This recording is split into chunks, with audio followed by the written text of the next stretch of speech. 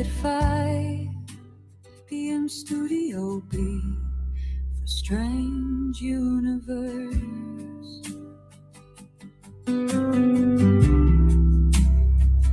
For Strange Universe.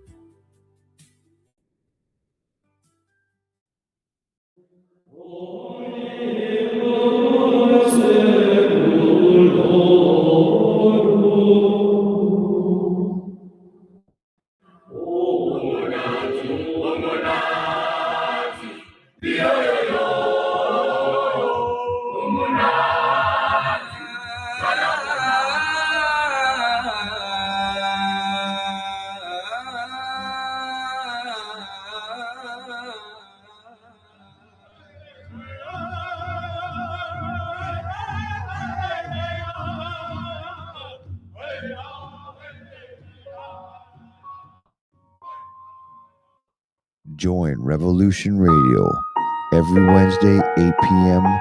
Eastern Time on Studio B for Momentary Zen with host Zen Garcia at freedomslips.com, the People Station.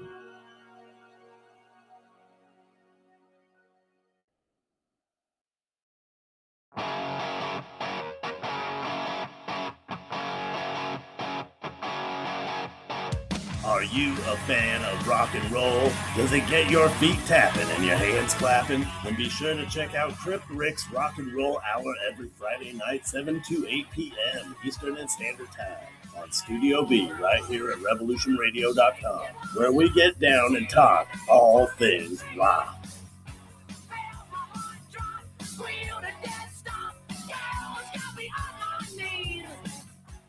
This is the People's War. It is our war. We are the fighters. Fight it then. Fight it with all that is in us.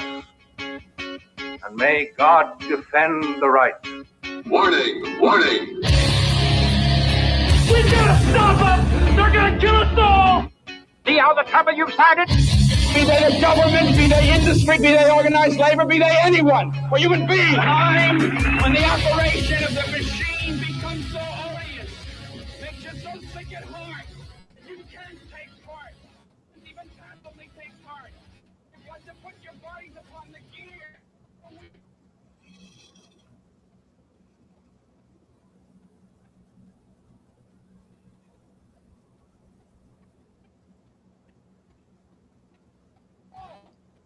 Radio at freedomslips.com, the #1 listener-supported talk radio station, throwing ourselves upon the gears of the machine. Revolution Radio, where information never sleeps. You called down the thunder, well now you got it. Right, you tell them I'm coming, and hell's coming with me, you hear?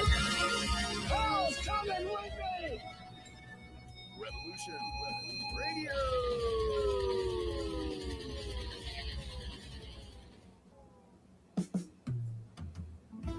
You're tuned to something different. No scripts, no limits, just pure, unfiltered thought. This is Free Association. Your host, Dennis Barker, brings you the ideas, the questions, and the tangents that matter. Joined by the sharp wit and insight of Karen and the one, the only Dr. Lenny Time. 3 minds, 2 hours, 0 guardrails. Free Association, because the best conversations never stay on topic. Join Dennis, Karen, and Dr. Lenny Time, Thursdays at noon Eastern, Studio B, here on Revolution Radio.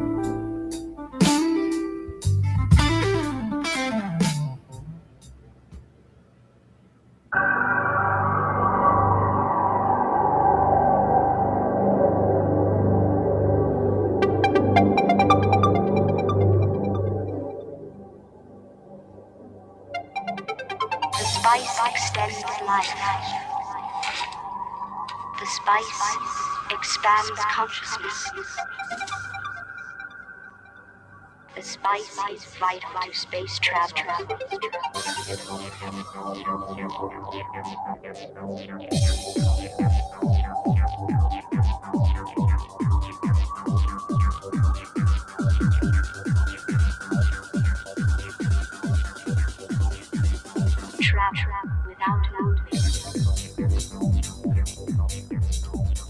Greetings, Earth Explorers. Welcome to X Squared Radio. I'm your host, Brooks Agnew, coming to you live from an undisclosed location east of the Appalachian Mountains. This is where the past meets the future. And in here, the results are always positive. We might go a little past your imagination. Have no fear. You will be safely traveling with us as we endeavor to treat, cure, and prevent the disease of ignorance. This is the voice of the revolution. And we are streaming to you live with our good friends at Revolution Radio on freedomslips.org, the #1 listener-supported network in the entire country. We're also streaming to you live on several video platforms on Rumble and YouTube and Twitch and X, Foxhole, Truth Refugee, everywhere where free podcasting can be found. We're not behind a paywall. We never will be. You can listen to all the archives and all the live broadcasts without charge, because truth here is free. Doesn't mean freedom is free, but truth is free. Our chat room is already filling up. Let's see. 86 Troll was the first one in tonight. See, it does pay to get up early. Karen Draper's here, Boy Dogs 2, a little under the weather down there in Florida, but that's okay. Was it about 91 degrees down there today? Same here in North Carolina. Fab Letty is here over on Rumble. That's good. Hola to you as well. Scott Weller is here. Ammon T220. The original Old Dog is here. This is good. Let's see, Tatanka Dave, Tupac Sugar, Della Meow, saying hi to everybody. Thank you very much. Bayonet is here. Gramanon is here. We had a note back and forth, Gramanon and I. We have something in common out there. Let's see, who is on Foxhole right now? We have...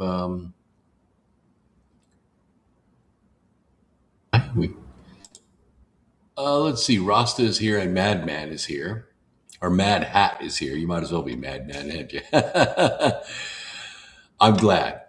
Foxhole's a great venue, and we're honored to be on Foxhole. Appreciate you guys very much. So let's get started. We have a lot to cover tonight, and there are some interesting things happening. You may not be able to put the dots together on your own, but that's why you come here. Let's talk a little bit about Cuba, about Castro. We talked about it on Sunday, the discovery that attack drones have been stacking up in Cuba, and that Iranian technicians are in Cuba right now training them how to use them. I don't know how that works. I don't know if they fly drones around, if we're seeing the drones fly around. You know, we have Guantanamo Bay, which is basically on the same rock, but we also have Fort Lauderdale, which is just 90 miles away, and they don't have any defenses against any of the stuff that Ukraine has been seeing. Some of these drones are pretty fast. They fly about 100 miles an hour. Others slower. They're more straight wing, but they carry munitions. And some of the munitions are, if you've seen some of the videos, not so fun.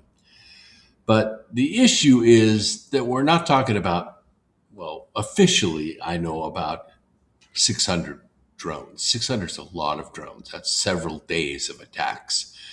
But I think it may be as many as 2,000. And when you get to this number, and you consider that President Trump is considering, the Department of War is considering going back into Iran and kicking the shit out of them because they won't negotiate in good faith. Everything that has the word deal associated with it sounds to them like, oh, you're going to lift the sanctions. You're going to give us all our money back. You're going to move your troops out of the way and let us return to charging every single ship that sails through the Strait of Hormuz $1 million. And by the way, those data cables on the bottom of the sea there, we're going to start charging you a data tax. Yeah, the Iranians think that's what deal means to them. But I think everybody's got to figure it out now that all the IRGC has to do, forget about the mullahs, they're gone. They're gone. Now the IRGC has taken over and it's a military government. And the military government sees nothing but dollar signs. And all they really have to do is survive, right? Even if there's only 5 guys that can send out a post or get CNN to give them a microphone, they've won. They could sit there and say, you see, we took everything the U.S. had to throw at us, and we're still here. To them, that's victory. To the world, that's victory. And that's not what they have. What they have is an opportunity to surrender. That's what they have. They have an opportunity to surrender. But it doesn't sound like surrender to me when the proxies, we're talking Hezbollah, we're talking Houthis, we're talking Hamas, we're talking, these organizations that have fighting forces, not in Iran, but elsewhere, ISIS and others who are doing Iran's bidding because Iran has sent them a lot of money. And now we find out that the Cubans have received upwards of 2,000 attack drones. And they've also got technical advisors living on the island. And now it kind of sounds like, okay, wait a minute. You shoot me, I shoot you. You attack Iran, we attack the US. And, you think about it for a moment, you go, wait a minute. If they attack the US, we will level them. Oh, really? Do you think so? Do you think the poor people, and we're talking poor, we're talking not the working poor of the US. We're talking people with no lights, no running water. We're talking people with no food, no groceries, no voice. They don't have a car that was made after 1959. You understand what I'm saying? We're talking poverty on a level that you have not seen.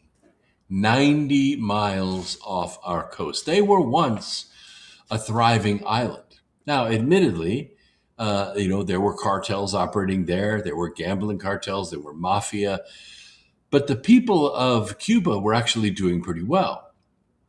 And when Castro came in and kicked the cartels and the mafia out by force, he drove the people into a communism that's one of the worst communist environments ever. And I hear you, Tatanka Dave. Congress needs to vote to end the Cuban embargo. I agree with that in the sense that the people of Cuba need to be able to do commerce. They need to be able to get food. They need to be able to get clothes and medicine, electricity.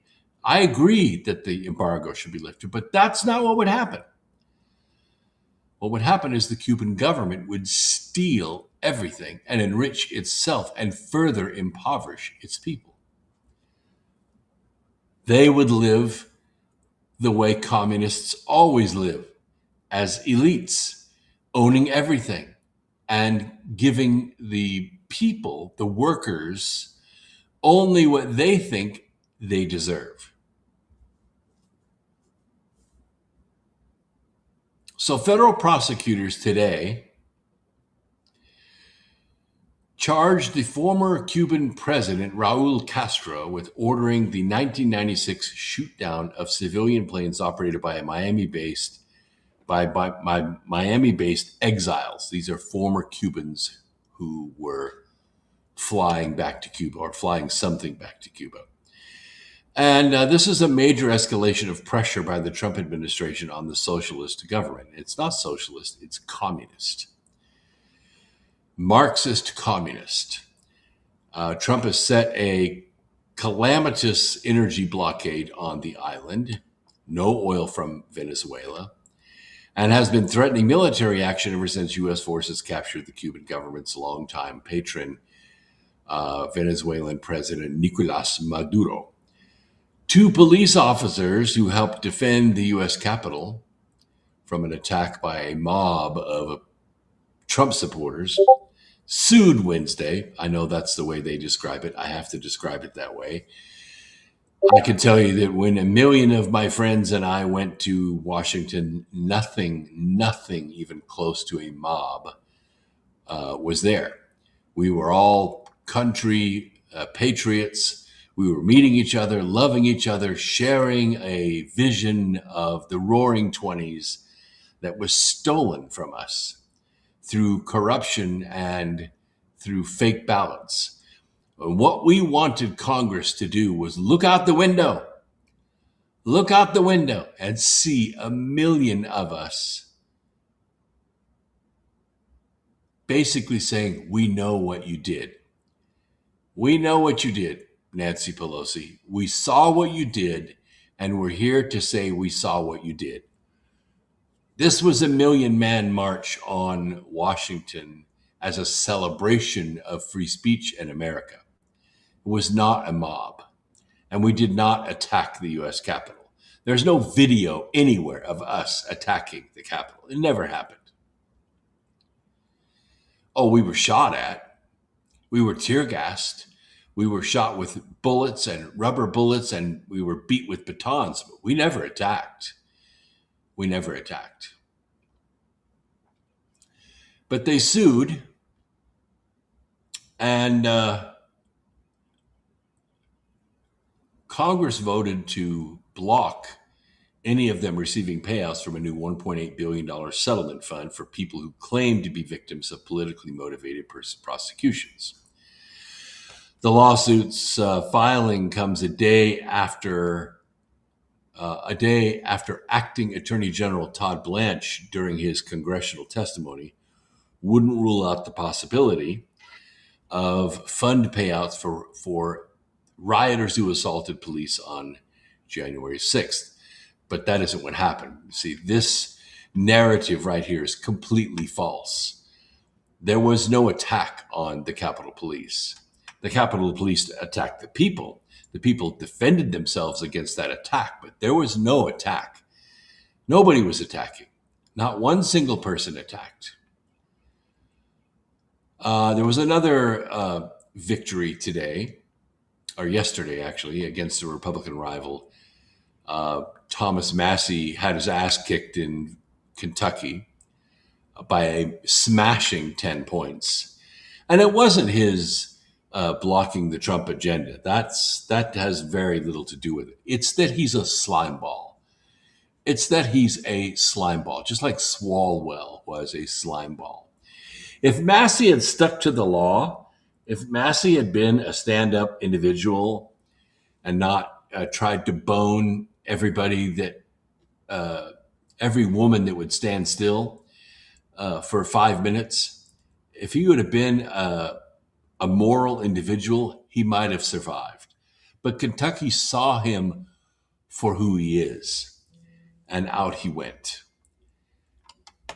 The U.S. government is permanently going to drop the tax claims against Trump. There was a settlement yesterday.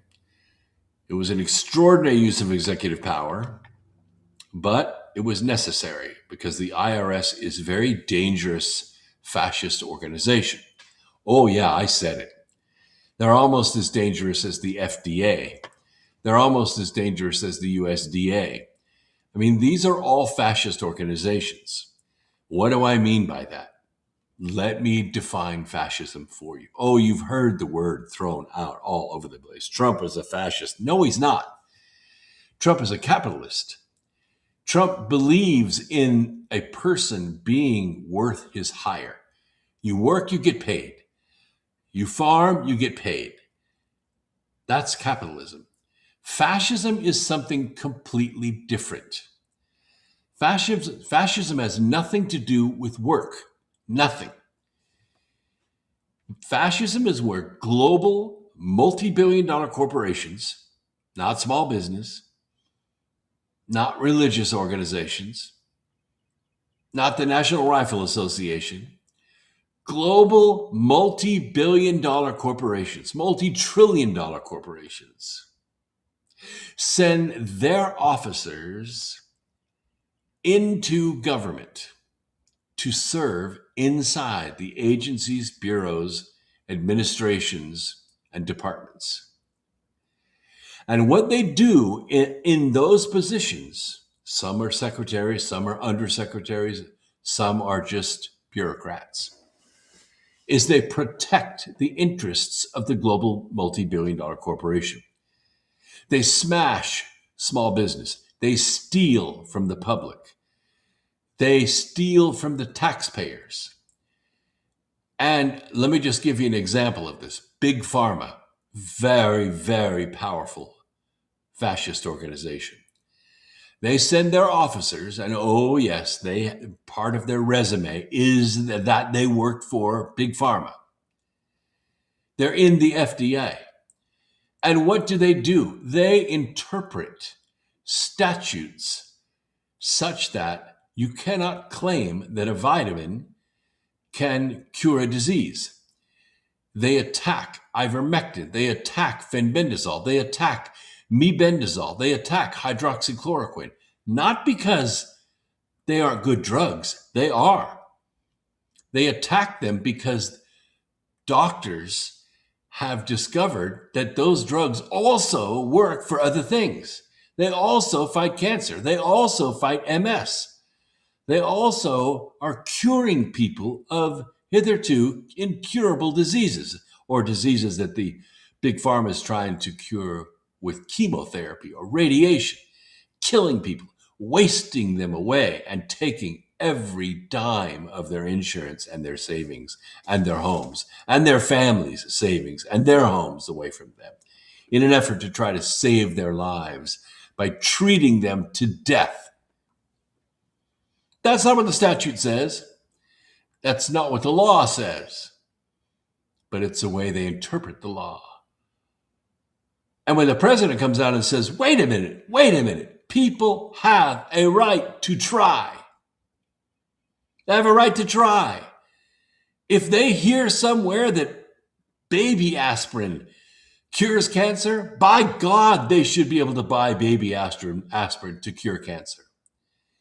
If they find out that ivermectin, taken in the right quantities, in the right sequence with maybe fenbendazole or mebendazole, can cure cancer, they have the right to try it. That's what the president said. That's his executive order. Does the FDA listen? Hell no, they don't.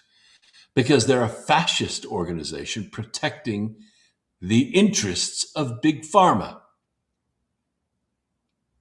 Now, when I write the FDA and I write U.S. Customs and I say, get your hands off my products, get your hands off. I bought this product. I ordered this product. It's to be shipped to my offices, and then I am going to provide it to my customers because they're Americans and they want it, and they paid for it. They don't listen. They say, oh no, we're being instructed by the FDA to seize and destroy your commerce. That's a violation. It's a violation of so many laws, I can't number them. It's a violation of the Federal Trade Commission. It's a violation of the Commerce Clause. It's a violation of Executive Order, I don't know what the number is, where President Trump said people have the right to try things. It's a violation of every moral code I can think of. And yet they do it because they have a badge and they have a gun and they're fascists. That is fascism.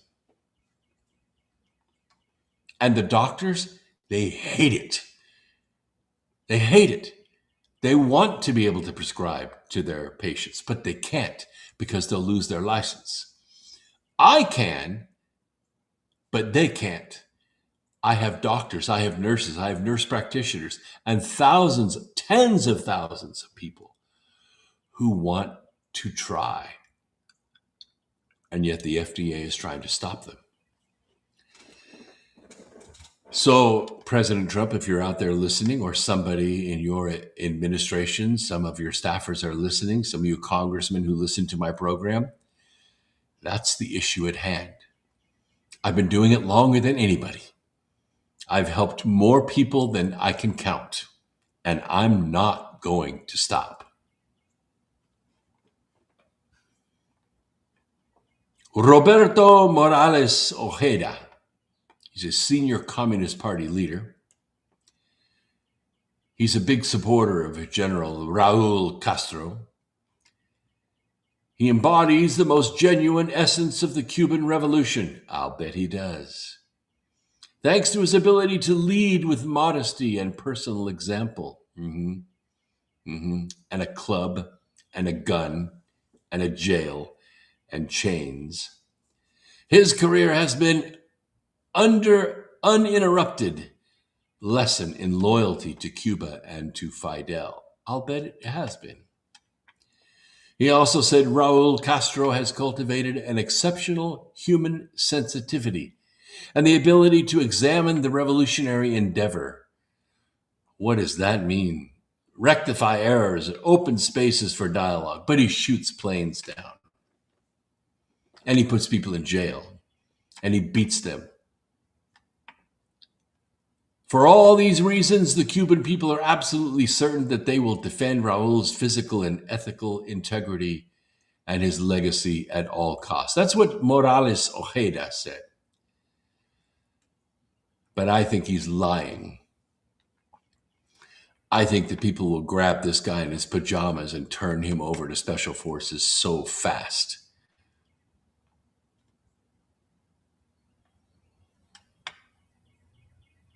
The piracy in that country, Cuba, it's been going on for a long, long time. And you know, pirates, they don't like giving up their booty. They don't like giving it. Why do you think there are so many Cubans living in South Florida? Because they escaped.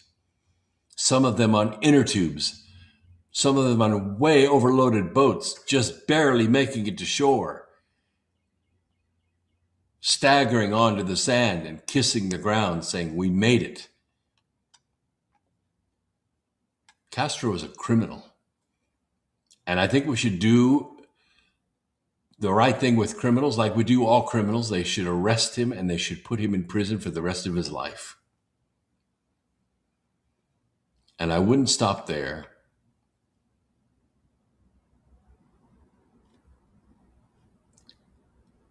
Diaz-Canel wrote on X that Cuba acted in legitimate self-defense within its territorial waters after repeated and dangerous violation of its airspace by notorious terrorists. Whatever.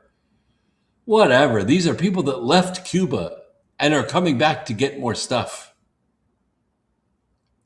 Notorious terrorists. U.S. officials at the time had been warned about violations, but allowed them to continue.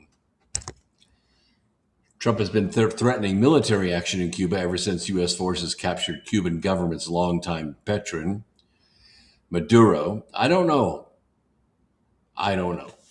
Cuba's suffering the blackouts, food shortages, economic collapse.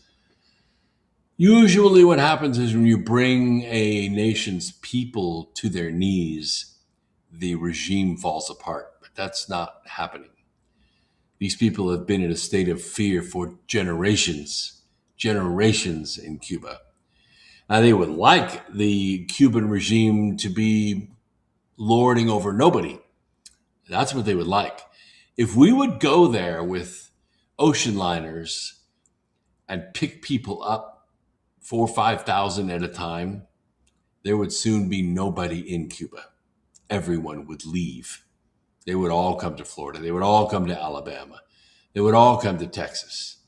Anything to get away from Cuba. It is not the paradise the leaders speak about, but it is a type and a shadow of what Alexandria Ocasio-Cortez wants to do. It is a type and a shadow of what Ma'am Danny wants to do. It's a type and a shadow of what Rashida Tlaib and Ariana Presley. It's a type and a shadow of what they want to do. They want to take your homes away from you. They want to take your cars away from you. They want to take your money away from you. Oh, they want you to keep working. They want you to keep working. But what they want to do is they want to provide the housing to you, which will probably be a hotel room somewhere. Because after all, the rest of the money that you earn is going to go to a good cause, right? It's going to go to make AOC even richer and maybe shoot for president, which could take billions of dollars, right? It's going to make them richer. That's what communists do. Communists love communism. They love it because they own everything. Everything belongs to them. They're wealthy beyond measure. They fly where they want. They steam where they want. They eat what they want. They have sex with whoever they want. It's the people that live under communism that hate it. You're seeing it happen right now in New York. Is it enough? No. You have to break the election infrastructure corruption in order to stop them. I think that's going to be much more difficult than you think. No, Tatanka Dave, you're missing the point here. You're missing the point. AOC and these people, they're not socialists. Socialist is the little fuzzy dice on the communist tanks. Socialism runs out of money really fast. And when that happens, communism takes over. Everything belongs to the state. They're not socialists. They talk about socialism. They use socialism as part of their marketing plan, but they're communists. Pure and simple. They're Marxist communists. So don't give them that socialism label.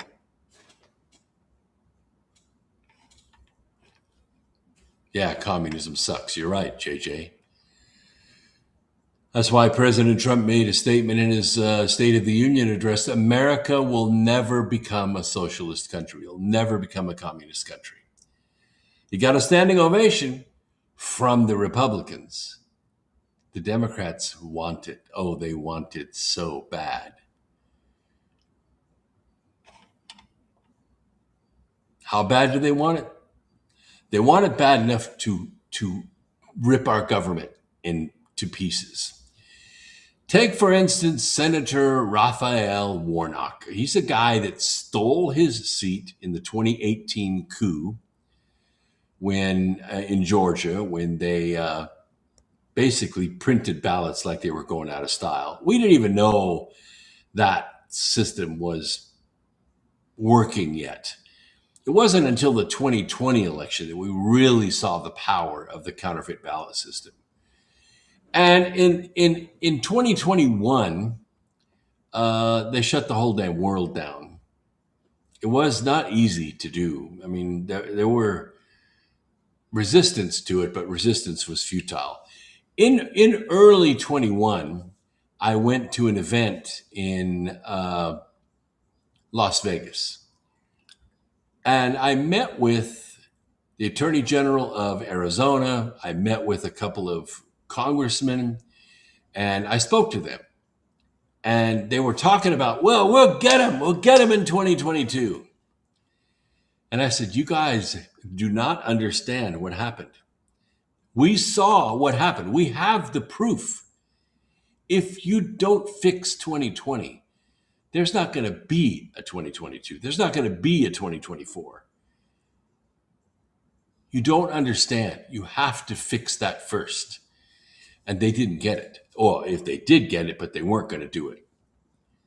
They weren't going to do it. Warnock was in. And he argued today that if Democrats take control of the Senate, and it's very close, if Democrats can just take control of the Senate, they should get rid of the filibuster. And no arcane Senate procedural rule should block people's ability to be heard in their democracy. You see, Trump's asking Thune to get rid of the filibuster. It is arcane. It basically says that every single thing the Senate decides as far as financial or even related to the cabinet has to have 60 votes. It has to be able to achieve a victory of cloture to stop the filibuster. But that's not the way the Constitution was written. The Constitution was written 51. And if it's 50-50, the vice president steps in and breaks that tie. But, you know, Mitch McConnell and all the others that have been in there for decades and decades and decades have honed this filibuster to give the minority a voice. It isn't for the majority. The majority wants to pass legislation. The minority wants the voice. So the minority says, well, you may have 53 or 54 senators, but you need 60 in order to pass this legislation, which means you have to come talk to us. You got to give us what we want to get those 7 or 4 or 5 or 3 more votes in order to get your legislation passed or get your cabinet member approved. Was it meant to be that way? Was it written that way? It's just a system to protect the minority, which has most always been the Republicans. The Republicans have most always been in the minority. Democrats have controlled government for a long, long time, all but about 16 years since this country was founded. I'm not shitting you. And what do I mean by that? Well, the Democrats either control the White House, or they controlled the Senate, or they controlled Congress. Somewhere in there, the Democrats had control for all but 16 years. Republicans have only had control of all 3 houses, all 3 branches of government for 16 years. That's it. So that's why we have the situation that we have with birthright citizenship and income tax and all the bullshit that we put up with from the agency government, which is now smaller than it's been since 1966. Yes, Trump has laid off so many federal employees that the federal government is about the size it was in 1966. Doesn't mean that it doesn't have all 655 agencies, departments, bureaus, and administrations. They're all still there. They're just smaller. They have smaller staff. But the secretaries are just as powerful as they were. The filibuster is responsible for most of that. It's allowed all of that to perpetuate. If Thune would preempt the Democrats by saying, okay, we're going to get rid of the filibuster. These are modern times. We don't need the filibuster anymore. The Democrats, according to Warnock, are all set to do it. That's exactly what they want to do. He said, I'm proud of all that we did when I first entered the Senate. It was for the 117th Congress, the one that they stole in 2018. We passed a lot of legislation. We cut child poverty by 40% for 6 months. We did infrastructure. We did clean energy. Yeah, that's clean energy means gas prices went through the roof, and they forced electrical cars and wind power and solar power on us, which drove the cost of energy through the roof. I don't know about you, but this last winter, my bills were north of $900. Anybody in the chat room see a jump like that? Anybody in the chat room go from $250 or $350 to $750, $850? That's the Democrats. That's the clean energy Democrats. And they were able to do that.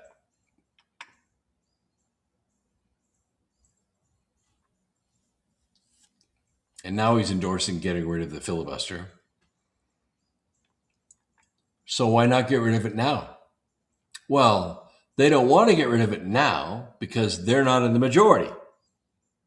They don't want to get rid of the filibuster now because they're not in the majority. They want to get rid of the filibuster when they're in the majority, and that way they can pass all the legislation that they want. That's basic. It's foundational. So I think we should preempt it.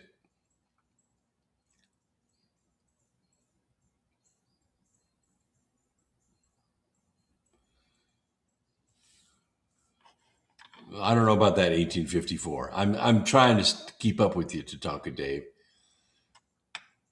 but I'm not seeing it. Yeah, Democrats always blocked anything that would do away with slavery. Anything related to Voting Rights Act or civil rights, or Democrats were always blocking that. In fact, the longest filibuster in history was the Democrats blocking the Civil Rights Act of 1965.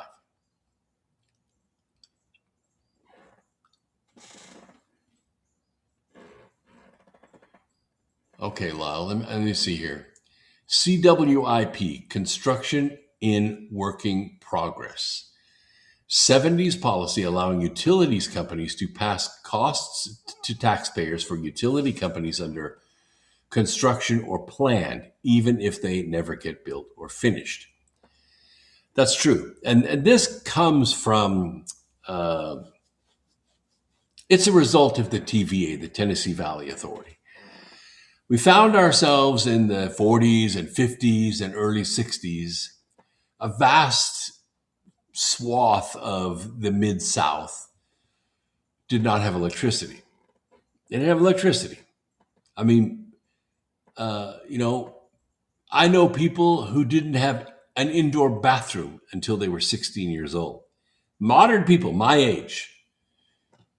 It was a mindset of industry that, look, what do we got here? 20 people per mile in these rural areas of the Mid-South. Nashville, yes, of course, will have electricity. Atlanta, absolutely. But these outlying areas, there's nobody there. We could never make our money back. If just the cost of laying the telephone poles and the transformers and the substations and all that, there's nobody there to pay a utility bill for us to recoup our investment. So the Tennessee Valley Authority was formed. It was pumped full of federal money. And what they said, their logic was, let's go build it, and then they will come. Let's lay the lines, and then people will build houses, and the South will come. And pretty much that's what happened. Of course, the power companies decided where you could live. You couldn't just go push a road out there into the woods and build a house because there was no power there. You had to build along the power lines. And if you fly over this area, and I've done it many, many times at night, you'll see the lines. You'll see the lines down below. You'll see the neighborhoods and the highways and the streets. There's no houses in the dark areas. There are no lights. There's no street lights. There's no nothing. It's still open land everywhere. And the further west you go, the worse it gets. But because of the Tennessee Valley Authority, Knoxville, Tennessee sits smack dab in the middle of 73% of the population of this country because the TVA built the power system and the people moved to it.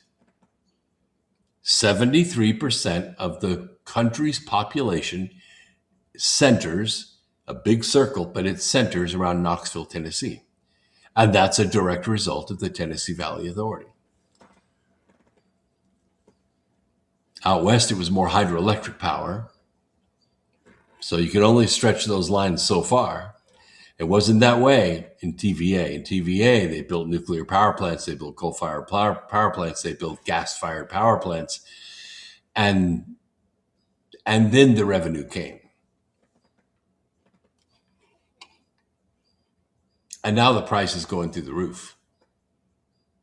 And it's not because water costs anymore. It's not because nuclear costs anymore. Hell, we haven't built a new nuclear power plant in this country in 37 years. Yeah, 37 years. We've expanded the existing ones, but we haven't built any new ones. Oh, we could. We could, except for the fascist organization called the Department of Energy. Yeah. A little over half the power of the Department of Energy is to manage nuclear power. A little over half. A little under half is everything else. And that's where most of the corruption is, by the way. All those ATVM, the Advanced Technology Vehicle Manufacturing Grant that President Obama authorized, $23.5 billion. It didn't go to small business. Not a dime of it went to small business. Not a dime of it went to advanced technology or vehicle manufacturing. I know this because I was there. I pressed so hard because I owned the patent to produce the country's first electric truck. I built the prototypes. I took them to Washington. I showed them what could be done. We didn't get a dime. We applied for every grant you could apply for, and it cost us over $250,000. We got nothing. Zero. Not a penny. So I pressed them. I went there. I walked into Congress. I met with chiefs of staff. I met with congressmen until they finally told me to my face, look, Brooks, we'd like to help you. You're a smart guy. You got a great idea for this electric truck. People could use it. But all that money's been earmarked for General Motors when they come out of bankruptcy. And I basically said, what the F? You lied to everybody. Barack Obama lied to everyone. That money was not for advanced technology. It wasn't for small business. Believe me, he was singing our song. That money was for GM when they came out of bankruptcy because the federal government owned 64% of the preferred stock of General Motors, which means they get paid back first. Now you know the truth. Now you know the truth. That's why you don't have any electric trucks on the road. Oh, you have some trucks that look like electric trucks, but they are not. I mean, yes, they are, but they don't go very far. They don't do the job. They don't do anything like what our trucks could do. Why? Because they're just gas-powered trucks with electric motor in them. They're not electric trucks. They're not built to be an electric truck. They're a gas-powered truck, heavy, bulky, converted to electric. And they will kill you. They're dangerous. They can't pass a crash test. They won't get you where you need to go. They will burn your freaking house down. They're dangerous. Our truck was designed as an electric truck, built from the ground up as an electric truck. And there's two of them right over there. You look out my kitchen window right here, you'll see two of them sitting right outside. Operational electric trucks. Yeah, the right way, the patented way. Yeah, there you go, Delamiao. Exactly. Lived in Knoxville for 10 years. Can't tell you how many times our power went out for no reason at all. That's what I'm saying. I mean, it's not as bad as, India. India, blackouts are routine. If you go to India and you look up off the sidewalk, you'll see cords stretched from window to window to window to window. You know why? Because when the power goes out in one place, they'll have an extension cord plugged into their neighbor 300 feet away. And that extension cord stretches on basically coat hangers from building to building to building to building and to a outlet a strip that they have their essential stuff plugged into in a house a football field away. Yeah, it's really quite unbelievable. It's unbelievable to see. It's like jumper cable power systems. But you look at India, just for an example. India is what? 1.4 billion people. That's a lot. It's a big population. You try to drive across Bombay during the day, any day, it doesn't matter what day, it will take you 3 hours. The average speed across Bombay is about 4 miles an hour. It's just impossible. So many people you cannot believe. But here are the facts. The facts are there are 500 million people in India. They still have a caste system, by the way. 500 million people in India that have never in their lives received a piece of mail. They don't have a mailing address. They're considered transients. They go where there's labor to do. $4 a day is the average income of these 500 million people. People, it's 2026. It's 2026. And I will say there are more honor students in India than we have students in the United States. Absolutely. But you don't want to be a smart person in India. No. You want to be a smart Indian in the US. And that's why we have the issues that we have. And now in states like Texas, you have the Muslims and you have the Indians, and they're teaming up and they make up the majority, absolute population majority in several cities in Texas. And they got there through the H-1B programs or whatever, but they're smart people. They know how to build industries. Third world, and I hate to steal a line from somebody, the third world is not a place. It's a people. And the third world has imported itself to our country. And if you don't believe me, go outside of Houston, go outside of Austin, hell, go outside of Dallas, Fort Worth. You'll see it plain enough. Go to LA. Oh, you'll see it. So what is going on in the Texas race right now? You know, I advise the president, and sometimes they listen and sometimes they don't. But I advise the president to stay out of the Texas Senate race. Remember John Cornyn said, "Oh, but if you'll endorse me," which he's already spent about $4 million on his campaign. "If you'll endorse me, I'll support the Save America Act. But if you don't endorse me, I'm going to block you on the Save America Act." And I told President Trump, don't you trust him. Don't you fall for that, because we're watching. MAGA's watching. If you sell out and you endorse John Cornyn, you're going to piss a lot of us off, because we see what's going on. We see the quid pro quo going on. Ken Paxton is basically tied with John Cornyn, and he spent $9.41 on his campaign. He has a grassroots following because of his work as Attorney General and because of the fact that he was challenged big time about the wall, about deportation, about Muslim communities wanting to build cities, whole cities of Sharia law in Texas. He blocked it. He stopped it. They impeached him, and he beat the impeachment. Ken Paxton has a huge grassroots following. But Trump did not follow my advice. He did not stay out of that Senate race. President Trump has endorsed Ken Paxton in the Republican race for U.S. Senate in Texas. He may have done the right thing, but I'm just saying Ken Paxton could have won on his own. Of course, now the victory is assured. He announced his endorsement in a lengthy Truth Social statement. And here's what he said about Ken Paxton. "He is the highly respected Attorney General of Texas, an America First patriot, and someone who has always been extremely loyal to me and our amazing MAGA movement." Yes.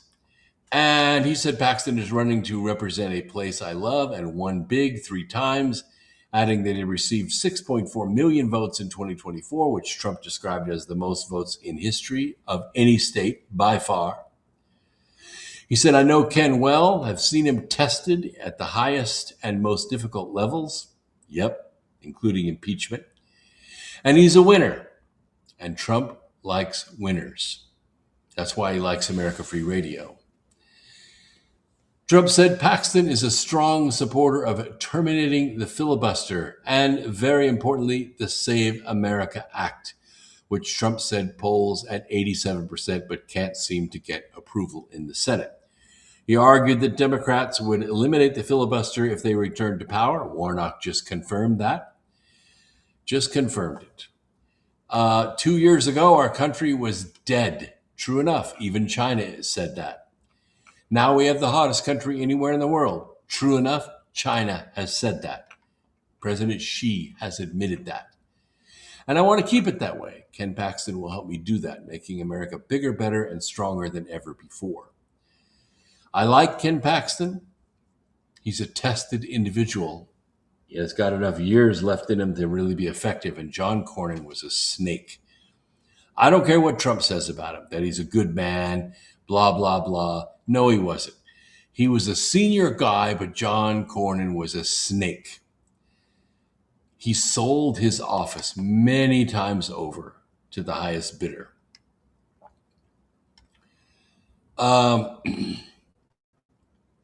I would like to see Ken Paxton in there as senator from Texas. I think he'll do great things.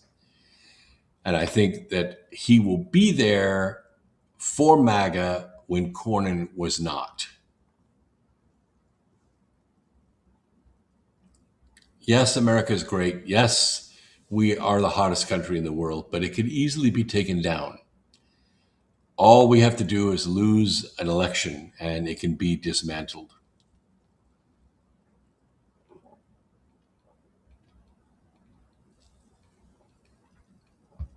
Of course, Ken Paxton made the case for replacing Cornyn in an interview. He said Cornyn has had his time in office and that it's time for a change. Every year, every time Cornyn comes up, he said, we need change. You know, I'm a change agent. No, he's not. No, he's not. He's a big status quo guy. He's actually been in office, in public office, since I was in college, and I'm 63, Paxton said. So he has been serving over 40 years, and he's running for a fifth term, which no one's ever done in Texas history. I've been traveling the state since April 8th of last year, and I've been asking the question of every audience, whether it's one person or thousands, and the question is this: can you name the whole 42 years, can you name one good accomplishment of John Cornyn? And there's nothing. There's nothing. He has never accomplished anything. He has sold his vote for 42 years. All right, let's take a quick break. We'll come back after these messages with more information. Much more to come. Don't go away.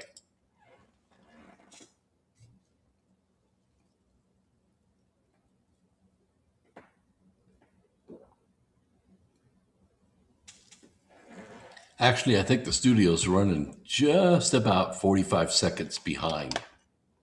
So hang in there, people. We've got a lot of good stuff. We're going to talk about the moon and other things. Don't forget, Starship launch is coming up too. We'll talk about that.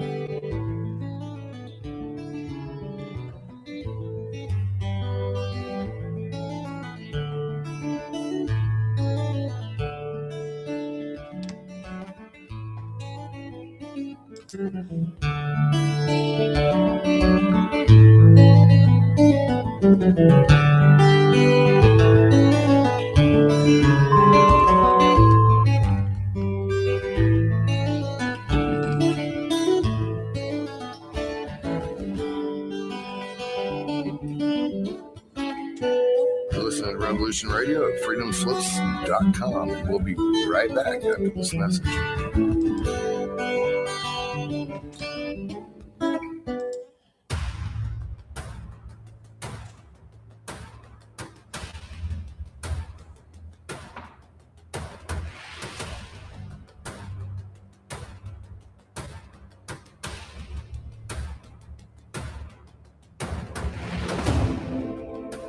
Tune in to the Family Industrial Complex podcast here on Revolution Radio, Studio B, every Wednesday, 4 to 6 p.m. Eastern Time. Get fit, empowered, physically, mentally, and spiritually.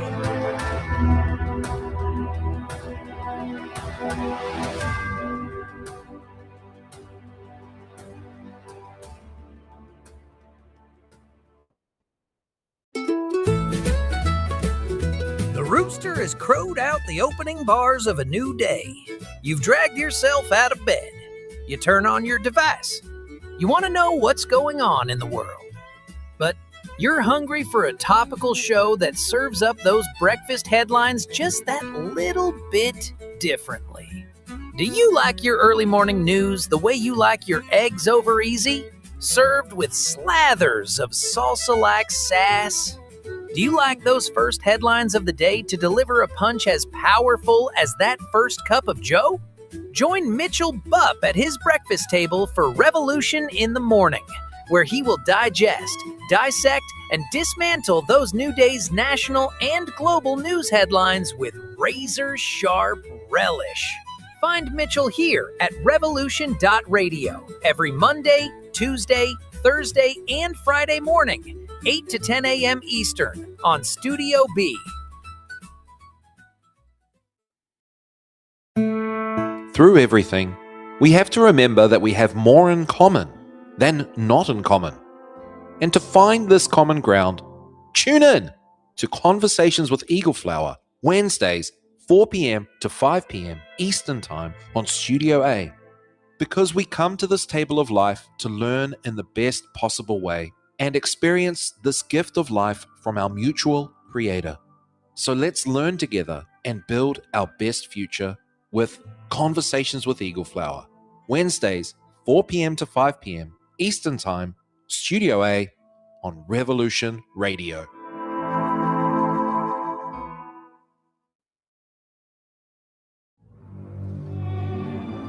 I will defend myself against their tyranny. Number 3 is my radio broadcast. I'm squarely in front of the public all the time, and they all know what's going on. For we are opposed around the world by a monolithic and ruthless conspiracy that relies primarily on covert means for expanding its sphere of influence. Hello, my name is John Wayne, and I do a broadcast here at freedomslips.com, revolution.radio, called The Unequivocal Truth, DEFCON 1. Freedom and fear are at war. And folks, I assure you, we are in Defense Condition 1.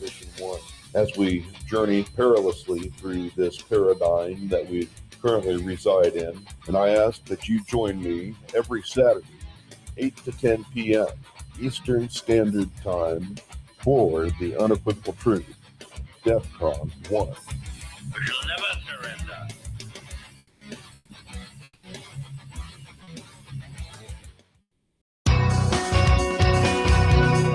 Thank you for listening to Revolution Radio at freedomslips.com. Any commercial advertising you may hear in this program is of the sole discretion and benefit of the host of whose program you are listening to. Revolution Radio does not endorse any commercial products, nor does it accept monetary compensation for on-air advertising of commercial products, nor will it ever. We are and shall remain 100% listener supported. Any product advertising on this program are considered used at higher risk, and Revolution Radio shall not be held liable for any claims or damages received from any product advertised within this program. Revolution Radio, where information never sleeps.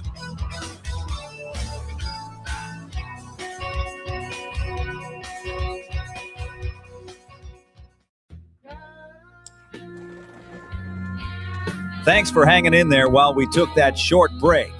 Now back to America Free Radio with host Brooks Agnew here at Revolution Radio.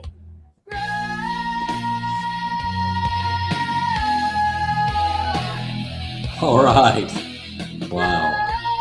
I'm always amazed when I hear my name, said by the studio. It's humbling to me, very humbling. Because we're just a little podcast, with a few listeners. And But we do have an impact, and I do enjoy what I do. And we've been really nowhere without our Revolution Radio listeners. They listen by audio through TalkStream Live. It's an interface that links up to things like iHeart, TuneIn, Orange Radio, all these different radio apps. And everybody has their favorite, but some people listen while they're driving. Some people listen while they're working on their favorite projects, to the archive, to the live program, and we would be nowhere without them. 4 million strong out there all over the place, all over the place. We have no way of tracking them all. But if you're listening by audio, pay close attention, because the rest of us, best of you are listening by video. We're going to go to my website, which is brooksagnew.com, brooksagnew.com. Simple. We're just going to click on this button, but you'll know you're there because it'll say, I'm Brooks Agnew. There's my picture. It's very simple. This first front page is very, very easy to negotiate. All you have to do is scroll down just a little bit. You'll see 2 blue buttons. People do this every single day, hundreds of times a day. You can either click the Get My Free Newsletter button, which is pretty easy. We just get your name and email address. We save no information at all. We send you a newsletter twice a week. It has a link to tonight's program, which you can play it back or listen to it at whatever speed you want to listen to it. You could share with your friends. That's how we grow. And we have links to goodies, which we think you need. And the other is Ivan, Roxy, Fenben, and MeBen. We have to call it that because of YouTube, because of Google. But if you click on this button, it's going to take you to a special page inside my website called Health and Safety. And in here, you can get the products that you read about all the time. And Facebook and TikTok and X, Instagram, you see it every single day. You just don't know where to get it. Well, now you do. And yeah, I have competition out there. One of my competitors is a doctor, and she's selling this product in a 3 milligram strength for $1.05 a tablet. $1.05. This is a 12 milligram tablet, and it's 85 cents. I'm just telling you, we've been at it longer than anybody. We do a better job of delivery than anybody. That's why we never get disputes. We have 100% delivery performance. We have refunded a few people on special requests. One person died. We refunded their money. Another lady just wanted a refund because she thought it was just taking too long. We gave her a refund. It's not what it's about. We're not in this to make money. We're in it to save lives. Now you know where to get this. And you also know where to get things like fenbendazole. And you also know where to get things like mebendazole. That helps reduce tumors. It's been used safely for 40 years. No, Big Pharma doesn't want you to have it. Big Pharma wants to banish this. The FDA seizes it every chance they get, but we do get a few cases through, and we will supply it to you. And there's hydroxychloroquine, been used for over 50 years to treat things like lupus and other lung inflammation diseases. It is amazing for treating the hantavirus. We already have the data on this. Now you know where to get it. And we can ship it today. If you order it, we can ship it today. Nobody else can do that. You'll have it in 3 days. And you can also figure out for yourself how to apply these things for yourself. You don't need Big Pharma to tell you what to do, fill you full of treatments. You need the cure. Fenbendazole ivermectin protocols, a practical handbook. I don't make a dime on this. I'm just listing it here because it's the #1 book in its category, and it'll answer your questions. And don't forget about True Niagen. I don't make a dime on this either, but I'm trying to show you how to become younger. Not look younger, not feel younger. There's all kinds of crap out there to do that. To be younger, you have to make NAD yourself. Oh, I suppose you could sit in a chair and have somebody jab you and infuse you with NAD. Yeah, that'll take you back, sure, at $10,000 a session. You have that kind of money? Then you don't need to listen to this program. I mean, I want you to, but you don't have to. But if you don't have that kind of money and you can afford this, which is very, very affordable, about $1 a tablet, you can increase your own NAD the natural way. This is made from milk. It's synthesized from milk. Yeah. And what it does is it increases the NAD in your system and you reverse age. Your telomeres on your chromosomes stay long. Your skin stays supple. Your eyes stay bright. Your brain stays sharp. You have the energy for the mitochondria in your muscles metabolizing that ATP for you. It's the natural way to do it. I've been taking it for 8 years and I have not aged in 8 years. I'm still doing hard physical labor every single day and I barely need a nap a couple times a week, but not like anybody else my age. And don't forget about the zinc. You have to have zinc in your system. That's how all this stuff works so well. I take Zima. It's zinc, magnesium, and a vitamin B complex. It's what the athletes take. You could take it too. It's easy on the system, and it works. I'm just saying it works. And don't forget about the Insulis. If you're like me and you're insulin resistant, this tincture right here, a few times a day under the tongue, will keep your A1C numbers low. It works. I have lots and lots of customers that use it. And don't forget about getting the fluoride out of your system. Man, people, if you're still going to the grocery and buying Crest or Aquafresh or Colgate, you're not listening. The fluoride is turning your pineal gland into a piece of concrete in the middle of your head. Everybody knows this. Fluoride is not natural to the body. This is fluoride-free toothpaste. It also doesn't have that harmful grit, to eat away at your enamel. And it leaves your teeth white and your breath fresh. And it costs the same amount. Just don't buy the Aquafresh, the Colgate, and the Crest. Yeah, 4 out of 5 dentists are saying, but what's the one dentist saying? The one dentist is saying, hell no, don't put this stuff in your mouth. Use Himalaya. All right, let's get back to it. We got stuff we have to talk about. Good. Team Bish is here. Finally, it's good. He's over there on Rumble. I'm glad you're here. Jim Rottle's here too. Which book? Oh, you have the book. Okay, the book that we mentioned. Thank you very much, Jim. Yes.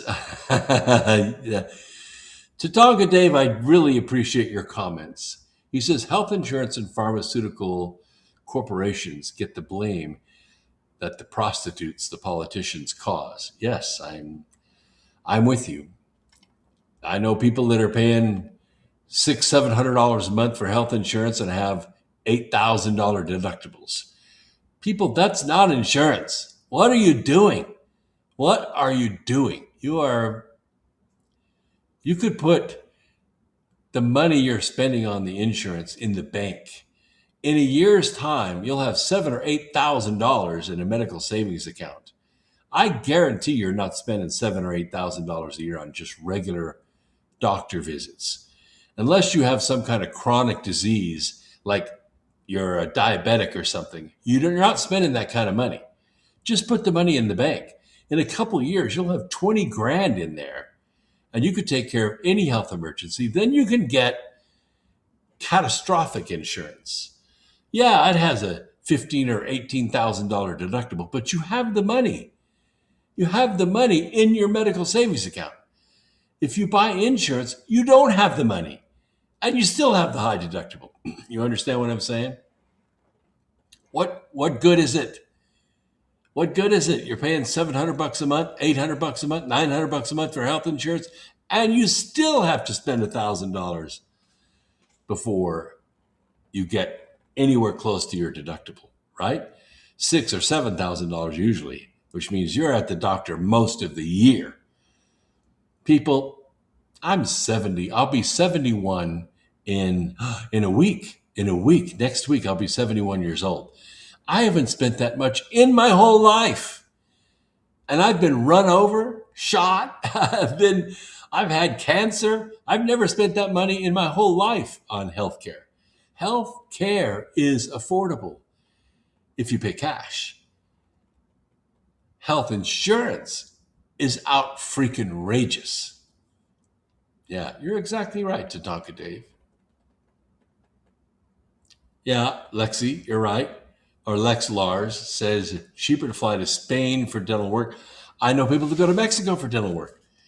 Root canals, tooth removals, everything except maybe orthodonture. I would drive to Mexico every month to get my teeth adjusted, but yeah.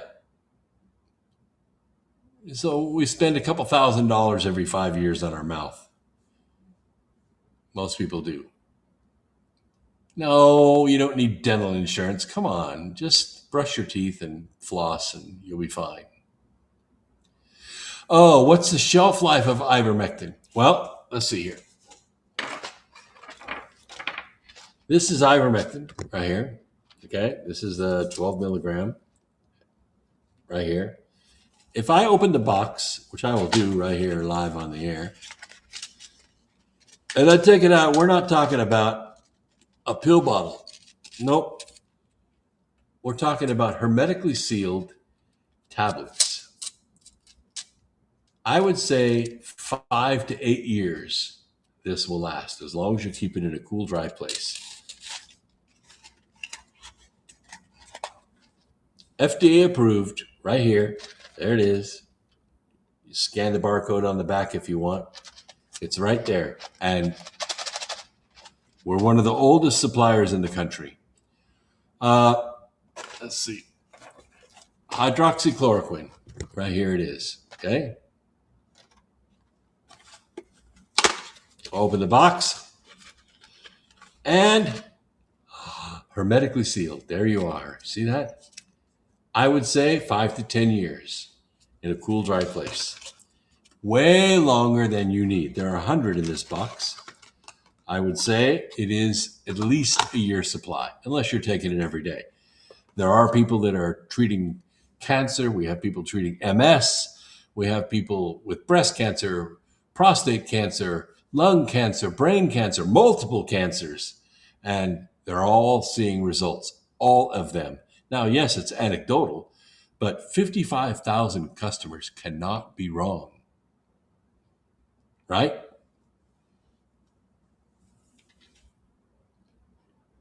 Yeah. Well, that's it. For the birds, people want to have it in their medicine cabinet in case they release the latest virus, which now is what the hantavirus, which is a side effect of the jab. And the bad part is that freshly jabbed people, I'm not saying that people that were jabbed back in 21 are still shedding, but freshly jabbed people are shedding. And guess what they're shedding? Sure, the spike proteins, but these nannies and these babysitters, when babies are being freshly jabbed with the jab, which I don't know what to tell you people. Christ, will you please listen to me?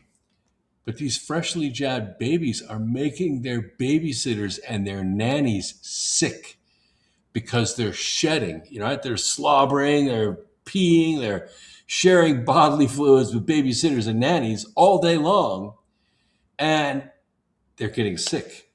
And this is a kick-ass lung virus that they get, this hantavirus. It's in the jab. It's a side effect of the jab, and the babies shed it onto people that have no defenses. Yeah, there you go. Boy, dogs do multiple jabs, booster jabs. Oh my God, people. Everybody that I know that got the jab, with rare exception, regrets it. They don't. I mean, look at Candace Owen, or not Candace Owen, at Meg. What's her name? Yes. Her name just escapes me right. Somebody will have it. She got myocarditis from the jab, and she's got permanent health problems now because of it, and she regrets it. Yes, I know. The thing about independent Alberta, here's the thing. I feel for you. I really do. Because in the early years, we could supply Canada. But then Canada started seizing all of our posts and destroying them. And it was thousands and thousands of dollars. And we tried everything to get past it. And we finally just had to drop Canada. We just can't ship to Canada. We can't get it through. Their postal system's totally corrupt. And their government wants you to die. So we can't ship to Canada. I can ship to Germany. I can ship to Isle of Man. I can ship to Australia. I do every week. But I can't ship to Canada. I hate it. I really hate it because you all deserve to have the right to try yourselves. What is that? Oh, yes. Everyone read Glance of Angels. That's right, Jim Ronald. The thing it is, I wrote 2 books about this deep state war series. One is called Charm and Favor. If you haven't read it, oh my gosh, you need to read it because you'll catch up with where we are. Glance of Angels takes you from where we are a little bit into the future, but the weapon system is absolutely real in this book. And the things that we say about this weapon system are absolutely accurate. It is basically a true crime novel. Now, it was written before President Trump was elected, but it predicts things about the election that actually came true. And that's what the 3rd volume is going to do as well. What is that, Cromwell? Canadians can't even see or post news links on Facebook. Oh, really? Even if they're in the USA? Wow. Yeah, what happened to Trump's right to try? Well, what happened with Trump's right to try is that the fascist bureaucrats inside the FDA are fighting Trump. They're fighting Trump. They're openly defying him in misinterpreting the statute. They're misinterpreting the statute. What they're telling people is you don't have the right to try anything unless we say so. But what they've done is they've instructed U.S. Customs and Border Protection to confiscate and destroy everything. But they can't because there are millions of packages coming in, millions. And the big ones, they get stopped. But the little ones seem to be getting through. They just don't have enough people. They don't have enough funding to go after everything. So it's a numbers game for us. And we've calculated the cost down to the penny. And we can still get it to you for 85 cents a tablet. Yes, there's a cost of doing business. We do lose orders that we pay for, thousands and thousands of dollars every single month. I hate it. Believe me, it infuriates me. But my mission is to save lives. So I'm going to stay at it. And I'm going to get you what you want because you have the right to try. I don't know about the Eskimos. What about the Eskimos, Tupac Sugar? What am I supposed to draw from that? Yes. Underwater Man over there on YouTube, you know, it makes me sick to my core too. And I wish that I had the courage and the ability to go to Washington and sit down with them and say, take your hands off of my commerce. You have no right to interfere with my commerce. But I know what will happen. They'll kill me. I mean, dead. So I don't want to die. I don't want to die. I got grandkids I want to see grow up and get married, right? I just married off my first granddaughter last week. It was great. It was awesome. I don't want to die. I want to see all that. I don't want them to kill me.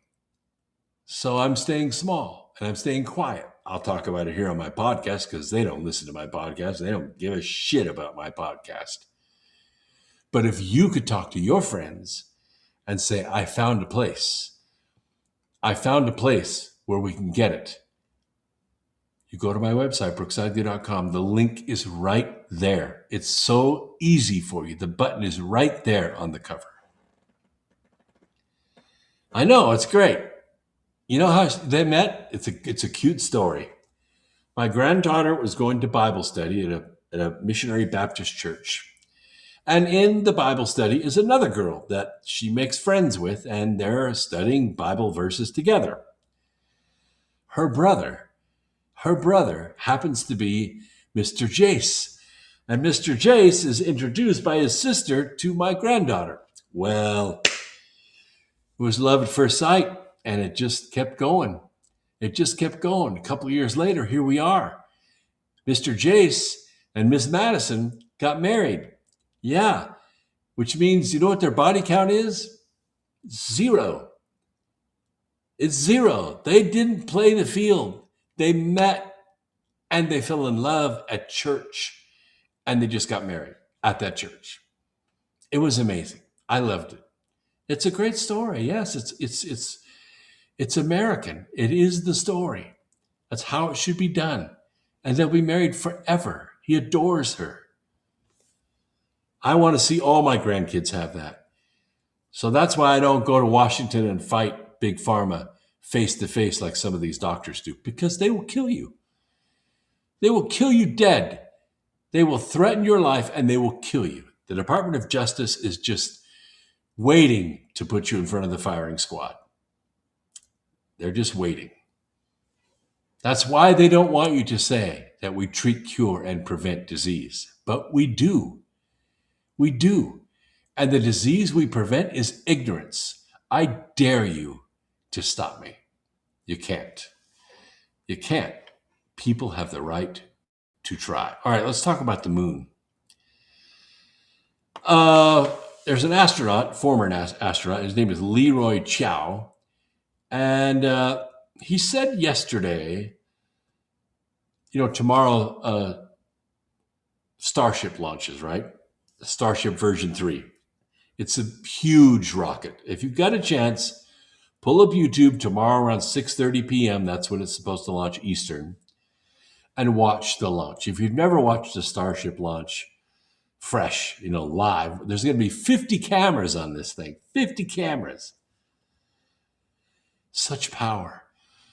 Such amazing power. Something that tall, weighing millions of pounds, launching into space. And this one's got a lot of modifications to it that the others did not have. It has some attachments to it that allow 2 starships to dock in space side by side and transfer fuel from one to the other. This is the first Starship to have those fittings on it, and you can see them on the outside. And it'll be interesting to see how it flies with it. But it's happening tomorrow. And the Starship is actually critical to America's push to return astronauts to the moon before China establishes its own presence there. And I got to say, most of everything China builds is crap. That's why their rockets keep blowing up. But they have put rovers on the moon, and they are discovering things on the moon that we don't know. We don't know, and they won't share with us. So Mr. Chow said the latest Starship test flight marks another major step for the U.S. space program, and it is going to play a pivotal role in the Artemis missions. Now, I don't know if you recall, but a couple of months ago, I was on Coast to Coast talking with George Noory and a million of my friends, and he asked me about Artemis 3. We were just talking about Artemis 2 and what we had accomplished with that mission. And I said, we're not ready. We are not ready for Artemis 3. There's several things about Artemis 3, the docking, the transferring of astronauts in space from one ship to another. That's never been done before. And we need to practice that. I recommend we cancel Artemis 3. That was Friday. Monday, they canceled Artemis 3. So they do listen. They do listen to logic. And I guess I made my case well enough that somebody at NASA said, hey, I was listening to Coast last night, and there was this guy on there, Dr. Brooks Agnew, and he laid a really good case for canceling Artemis 3. We need to cancel Artemis 3. So they did. Well, now they're going to practice the other pieces to it. All of the flight tests have been successful in many ways, even the ones that blew up, because they learned a lot. And this is the first flight test in about 7 months, right? and it's flight test number 12. And it features upgraded engines, new and improved engines on the first stage and on the second stage. 33 engines. Why 33? Because it avoids the resonance that one motor and the other motor and the other motor, when they all fire together, it makes a resonance and it will shatter the rocket. That's why the Russians have had so many explosions. They haven't solved the resonance problem. SpaceX did. The secret is 33 engines. It's math. So the launch is also going to include new testing objectives. They're deploying an experimental next generation Starlink satellites from this craft. It's important because the Starship that goes to the moon may not land on the moon, but it's going to orbit the moon, and it's not going to do what Orion did. You know, everybody takes pictures with their cell phones out the window. They're going to deploy satellites around the moon, GPS satellites around the moon, so that we can launch remote craft to the moon and navigate and land without the problems that the Indians, the Germans, the Russians, the Brits, everybody's had trying to land on the moon. That's why everybody's crashed, because there's no GPS on the moon. You can't fly a ship with a joystick that has a 2-minute delay. You know, have you ever played a video game like that where you got a little bit of a lag? How about 2 minutes? How about a 2-minute lag? Turn left. Okay, 2 minutes from now, it turns left. Oops, not that far. Go back 2 minutes again. It can't be done. And that's why they crash time after time after time.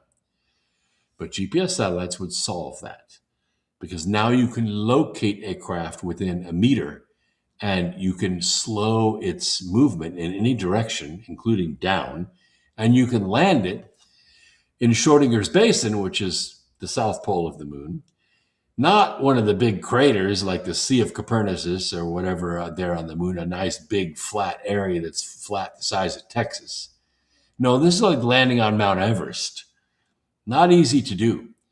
You need to be able to control the craft, and that's why this next mission is so critical. The Artemis 2 mission was exciting. It was. I think we learned a lot. For one thing, we can go through the Van Allen radiation belts out and back and not have any issues. It was the first time in 54 years that humans have been anywhere near the moon, and they went beyond. They went 40,000 kilometers beyond the moon.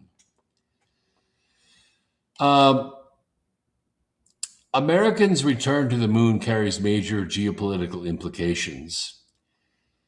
But I think that they're going to be minimized, in my opinion, because we're not talking about America. We're not talking about the NASA or the U.S. Air Force or Space Command. We're talking about Space Force, and we're talking about private companies.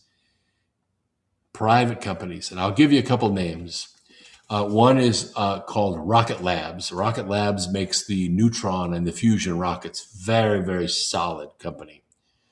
I bought part of the company right after their first fusion test was successful. I've made north of 1,800% on my investment. It's a good investment. But there's another company called Fly, F-L-Y. Right now, I think the stock is about $34. But it is also going to ride the coattails of SpaceX, all these little private companies.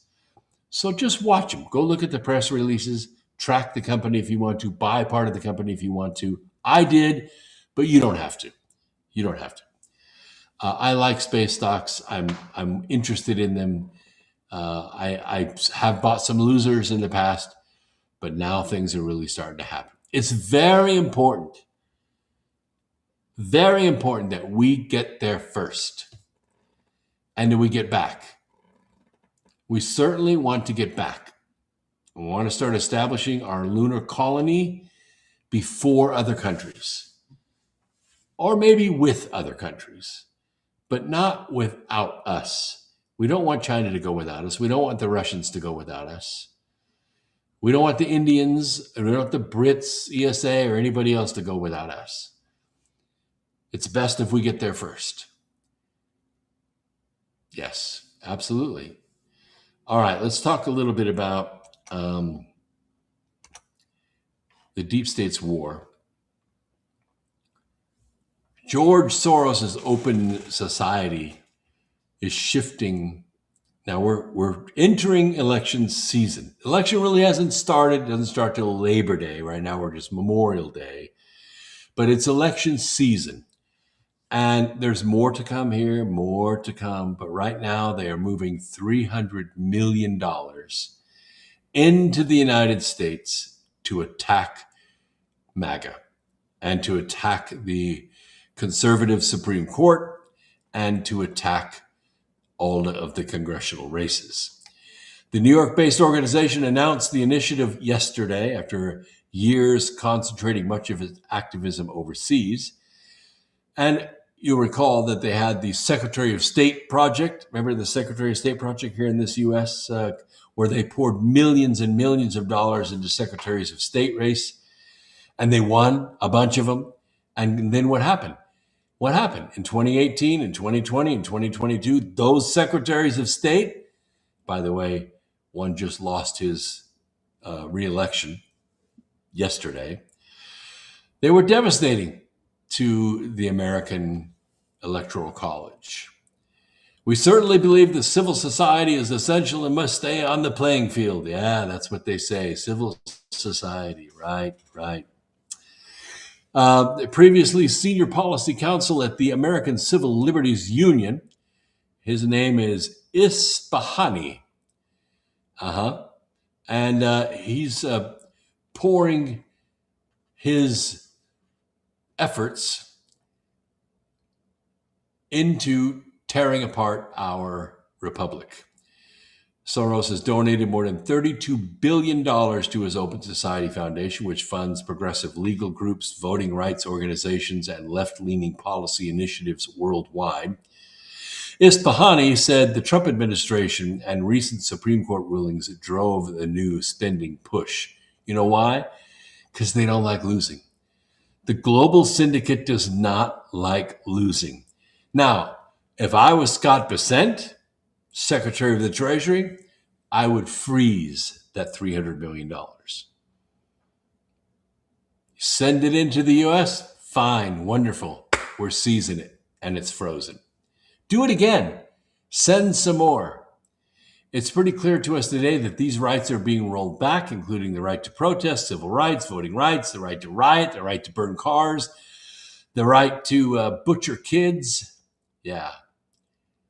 Isfahani cited the Supreme Court's Louisiana versus Calais voting rights case, adding, we're back to this pre-1960s moment in the world. No, we're not.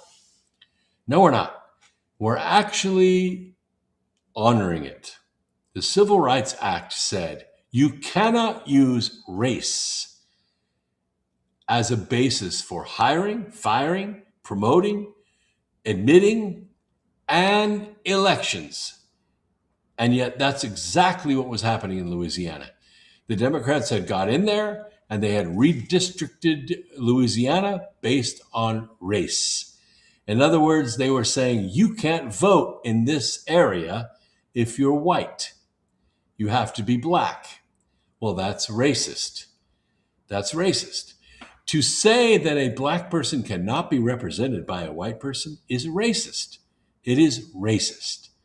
And so what happened is the Supreme Court went back to the 1960s, looked at the Civil Rights Act, and looked at the Constitution, and they said, you can't divide up a state by race. It has to be done by, normal geography. The Constitution says you're allowed one congressman for so many people. And those people are divided up in a logical way, by county or by region or by city or like that.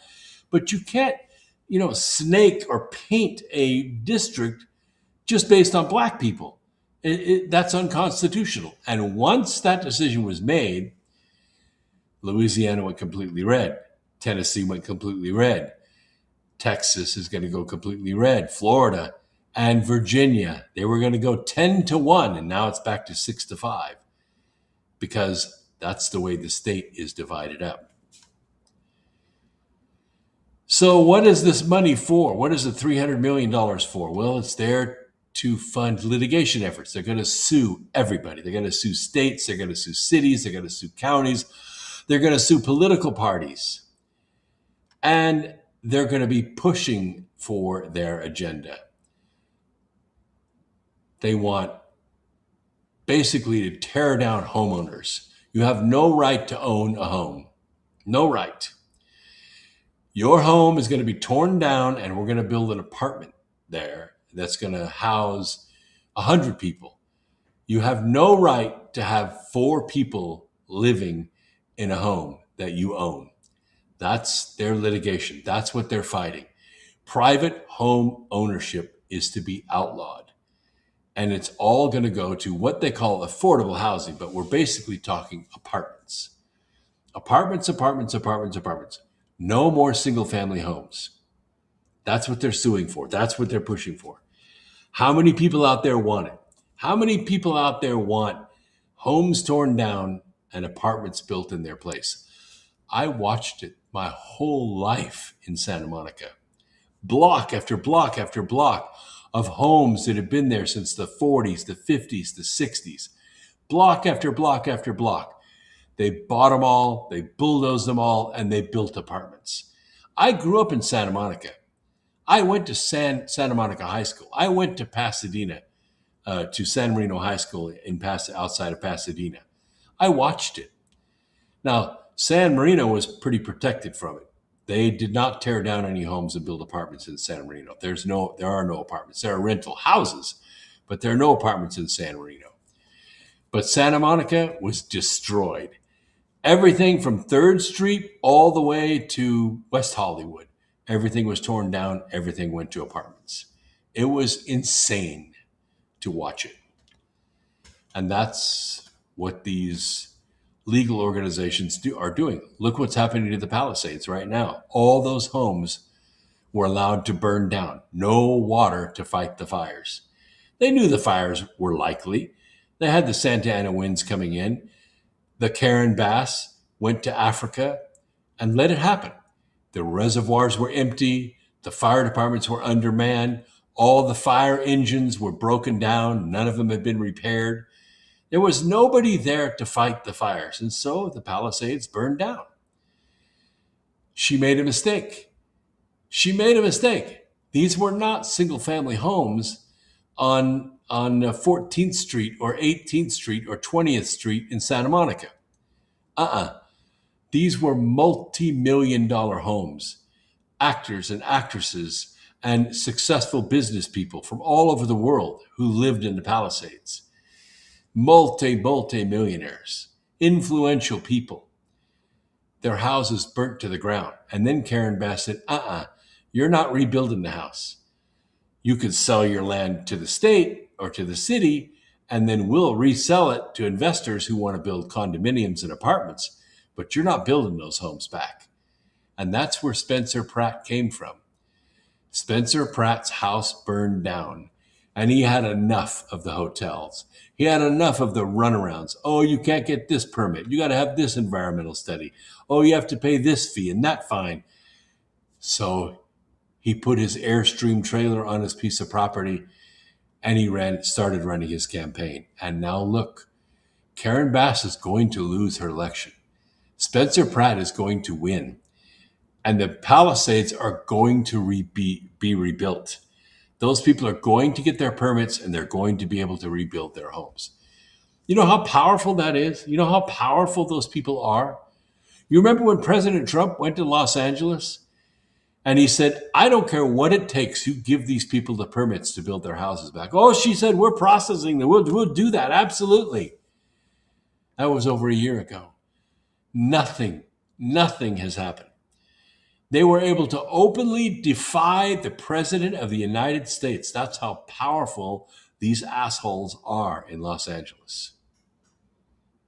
And now they're going to lose their election. And they deserve it. I mean, look what's going on in Virginia. Okay, April 21st, there were a lot of smiles to be seen on the faces of Virginia Democrats. You remember what happened, right? Spanberger signed her law, and they were going to redistrict Virginia, and there was only going to be one Republican. Even though 45% of the state votes Republican, they were only going to have one representative. She was going to kill it. Yes, of course it was biased. Of course it was corrupt. But she said, but we have to do something. We have to do something to stop the MAGA movement. We have to do something. So we're going to carve up our state so Republicans can't win. And that's what they did.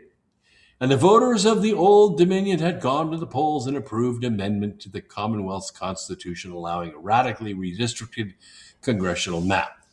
And believe me, nobody was happier than the former CIA worker who lied to her voters and got herself into power and immediately started enacting her communist agenda. Abigail Spanberger. She lied to everybody. Like her Democrat accomplices in the General Assembly, she assumed that the challenges to the amendment under the consideration by Virginia's Supreme Court would immediately collapse once the people had spoken. Not what happened. Ms. Spanberger and the Democrat establishment tossed aside any pretense of principle in a raw political gambit. But she was wrong, of course. And she discovered last Friday when the Supreme Court of the Commonwealth of Virginia nullified the referendum.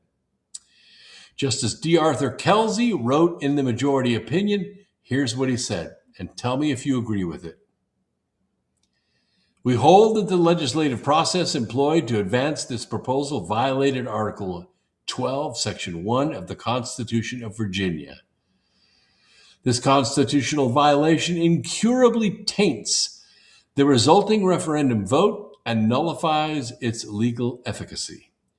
To paraphrase an expression that many readers may have heard from their mothers that wiped the smile right off Spanberger's face, the elaborate strategy pursued by the governor and her fellow corrupt Democrats in the General Assembly to trick the voters, as well as the Supreme Court, was too clever by half. Yep. Former Governor Youngkin, who I really liked, by the way, he said, Abigail Spanberger, Don Scott, Louise Lucas, and all their friends knowingly violated the Virginia Constitution. They strongly argued for the Virginia Supreme Court to wait until after the referendum so their flood of money from national Democrats, actually international sources as well, could fund their brazen dishonesty and trick voters to restore what they call fairness, and then claim the will of the people when the Virginia Supreme Court would undoubtedly strike down their unconstitutional attempt to disenfranchise millions and millions of Virginians. Their egregious offense was treating the voters like morons. They jettisoned a balanced congressional map with a partisan split of 6 Democrats and 5 Republicans. Then, in the name of fairness, they replaced it with a 10-1 division. Should the Constitution of Virginia be amended to allow the General Assembly to temporarily adopt new congressional districts to restore fairness in the upcoming elections? Not fairness in Virginia, fairness nationally, while ensuring Virginia's standard redistricting process resumes for all future redistricting after the 2030 census. Yeah.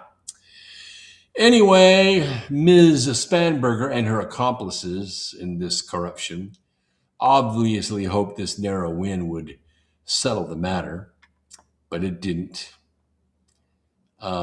Virginia voters narrowly approved a referendum, but then it was slammed by the Supreme Court. So we're glad, because what this means, as I predicted, the Democrats are going to lose between 20 and 30 seats in 2026. It needs to happen. But it can only happen if you go out and vote. So I don't care who you vote for. Just don't vote for a Democrat. I don't care who you vote for. Just don't vote for a Democrat. All right. I want to talk about a subject that's near and dear to my heart.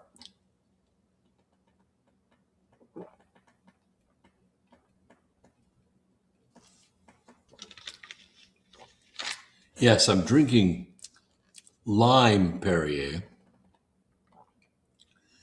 I don't think I like it as well as the regular, but the grocery store was out of the regular, so lime it is.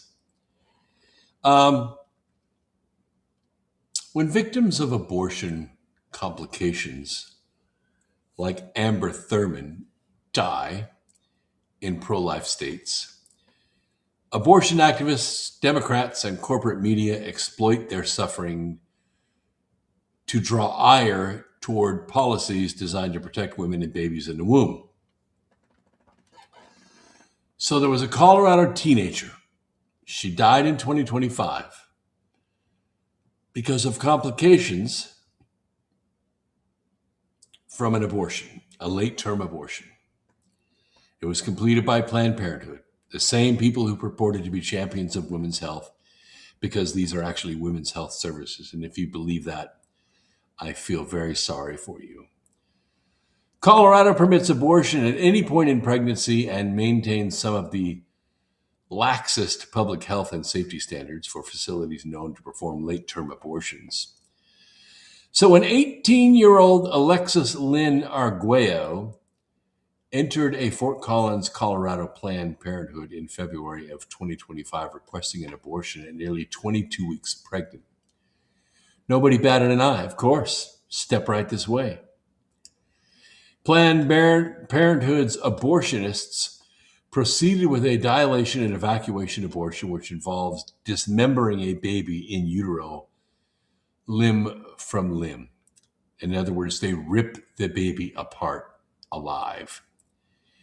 And then they suction the remaining fluid and body parts from the mother's womb. And it was during this late-term abortion, which is known to carry a higher incidence of complications compared to earlier abortions, that Ms. Arguello suffered a life-threatening complication that led to her bleeding to death. The unredacted version of the autopsy confirmed what pro-lifers had already reported for more than a year. Arguello died of complications of surgical pregnancy termination. Probable amniotic fluid embolism, refractory shock, and multi-organ failure are significant contributing conditions. Instead of acting immediately, Planned Parenthood allegedly delayed getting Arguello the life-saving care required to adequately treat an amniotic fluid embolism. That's where the amniotic fluid enters the mother's bloodstream. Not supposed to be there. When an ambulance finally arrived to transfer the teen to the hospital, Planned Parenthood reportedly requested the emergency responders turn off their sirens to keep the abortion facility from receiving unwanted attention. She received a blood transfusion, but it was too late. And this bright young student died. Despite the dire circumstances of her passing, Arguello was not afforded a media uproar. Instead, the Larimer County coroner, Stephen Hanks, schemed to keep the details of her death quiet, a lot like when Mayor Vai schemed to keep the cold-blooded murder of Irina Zarutska quiet. But we here at America Free Radio prevailed. We played the film from the Transit Authority, and it went internationally viral. And Mayor Vai has been forced to quit. She has quit right after her election. She's already quit. For months, the Kansas-based pro-life group Operation Rescue fought to obtain an unredacted version of Arguello's autopsy. They wouldn't let it out. Mr. Hanks testified that allowing the release of reproductive health care information in an autopsy report might discourage someone from seeking reproductive health care during their life. Yeah, no shit, Mr. Hanks. He testified generally to these propositions. Mr. Hanks did not provide any specific examples or data, nor did Mr. Hanks provide any evidence, even anecdotal, that people skipped reproductive health care based on the possibility that those records might be disclosed after their death. It took an April 2026 order from Daniel M. St. John, the second of the 8th Judicial District Court, for Coroner Mr. Hanks to hand over his analysis explaining the reasons Arguello died. By then, Colorado had likely recorded thousands and thousands more risky abortions. Abortion is the number one cause of death in the world, by far. Nothing, cancer, heart disease, and car accidents don't come close to the death from abortion.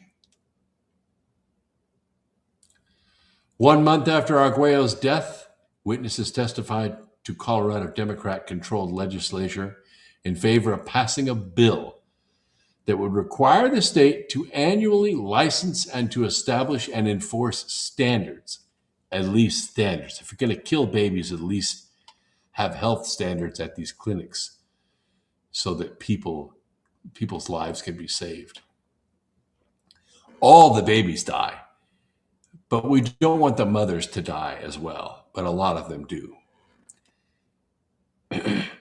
The abortion industry wants to legitimize itself as a form of women's health care, but they don't want regulations or accountability. I would consider that back alley, Dr. Carrie Cassoon warned. But guess what happened? Yeah, the Democrat Colorado legislature rejected the bill. Contrary to the cries of the ruling class, the real threat to women's health, it doesn't come from states that limit or outlaw abortion.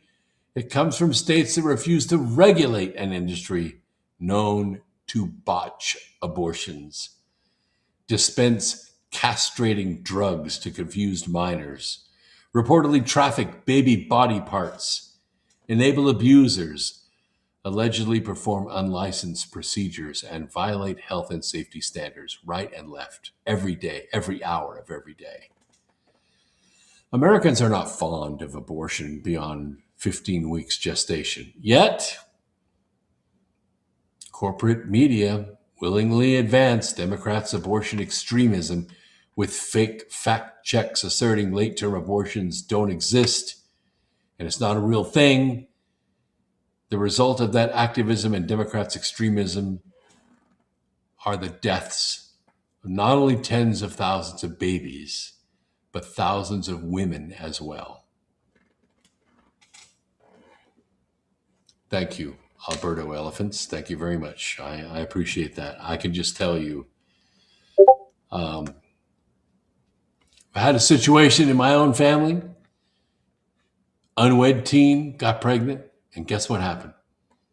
We carried that baby to full term, and we raised it as our own. That's the right thing to do. Stop killing children. Starship's going to launch tomorrow. Let's see, 6:30 p.m. Eastern Daylight Time. Watch it with me. I think it'll be a lot of fun. I like to watch Starship launch. It's just an amazing display of power and progress in technology. This is America Free Radio. My name is Brooks Agnew. I've been your host for the last 2 hours. Go out and do great things. Look for the good in other people and help it to grow a little every day. And before long, you'll save the planet. That's why you're here. That's why you came. Okay? Now go and do. And we'll see you on Sunday right here. By the way, I'll be on Awake Nation tomorrow morning as well. All right, so we'll see you on Sunday at 8 p.m.